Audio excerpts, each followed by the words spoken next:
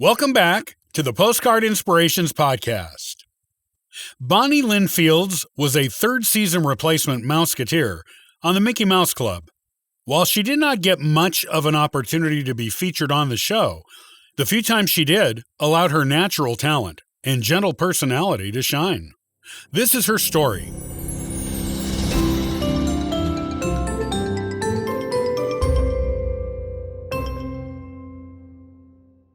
Bonnie was born Bonita Lynn Fields in Waterboro, South Carolina, on July 18, 1944.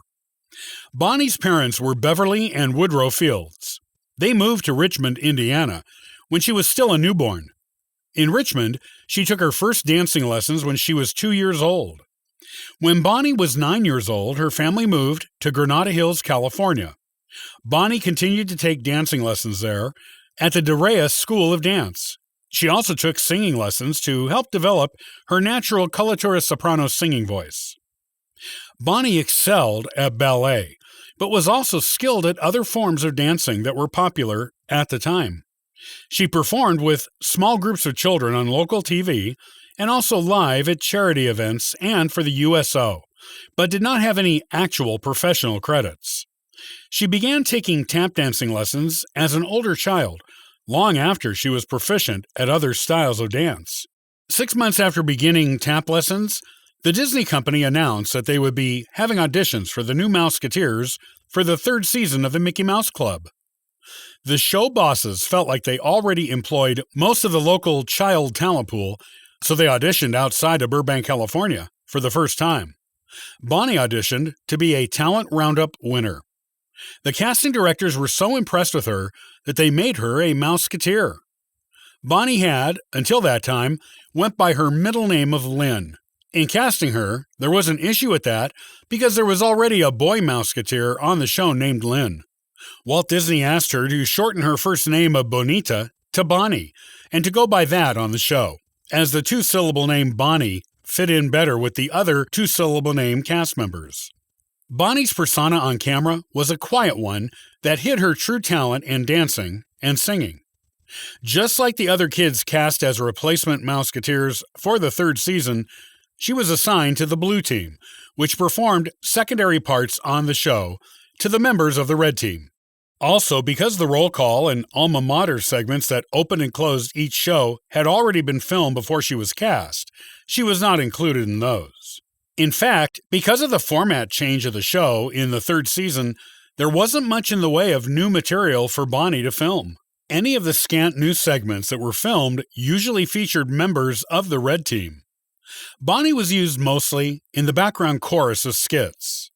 Part of this was because of the change in format of the show, and some of it was because of her height. At 12 years old, she was tall for her age, and taller than two boy Mouseketeers who were closest in age to her. In addition, there were more girls than boys on the show in the third season.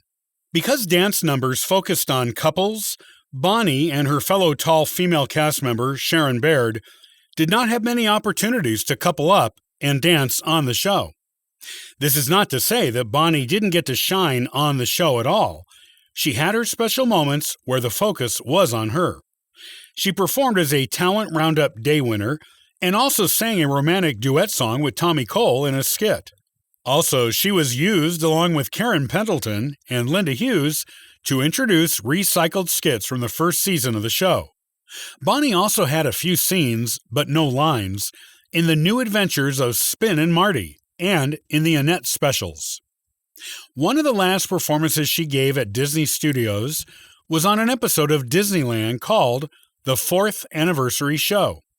On that show, she sang and danced with the Red Team, doing a skilled soft shoe dance with Lonnie Burr. She also performed live with the Mouseketeers at Disneyland, taking part in daily live shows and parades. After the show wrapped following the third season, Bonnie went on to dance later that year, 1957, with the New York City Ballet's touring production of The Nutcracker at the Greek Theater in Los Angeles. She briefly married a Broadway dancer named Mark Maskin in 1962, but the marriage did not last long. Bonnie appeared as a guest on episodes of various talk shows and scripted shows in the 1960s. and also spent several years of that decade performing on Broadway. She also had bit, singing, and dancing parts in a few musical movies of that decade. Bonnie's talent made sure that she did not lack for work when she wanted it. After a fulfilling career in show business in the 1960s, Bonnie went back to Richmond, Indiana, to attend a local business college. After graduating, she moved back to Los Angeles, taking up a career as a business manager of a large commercial real estate and leasing company.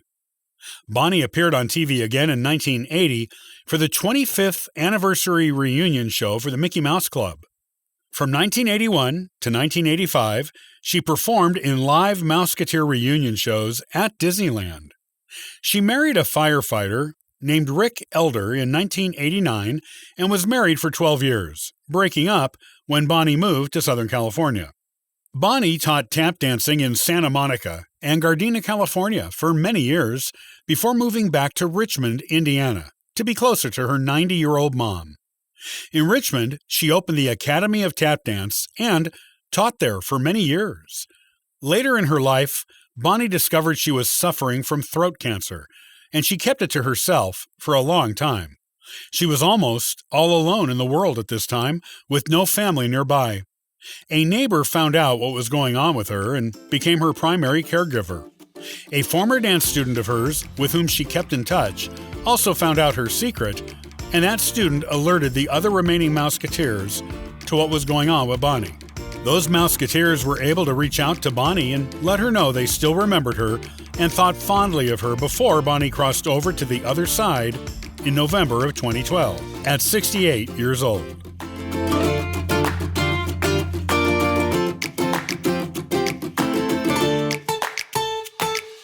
Thanks for listening to the Postcard Inspirations Podcast. I love collecting postcards as a way to inspire my adventures and to share memories with family and friends. Follow along at postcardinspirations.com and sign up for the weekly Disney postcard giveaway. I hope you have a wonderful, inspirational day.